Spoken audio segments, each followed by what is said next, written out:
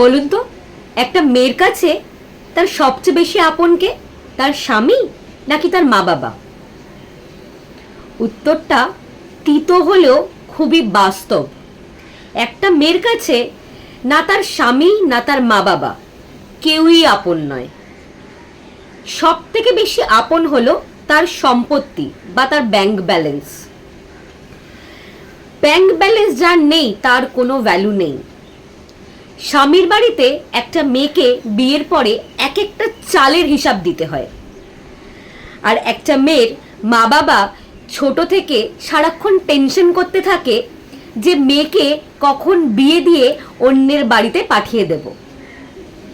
আপনি যত বড়ই সুন্দরী হন না কেন বা যতই গুণী মানুষ হন না কেন, আপনার ব্যাংক ব্যালেন্স নেই, আপনার নিজের কিছু নেই, মানে আপনার কোনো ভ্যালু নেই। আজ না হোক কাল আপনাকে এরকম দিন ফেস করতেই হবে।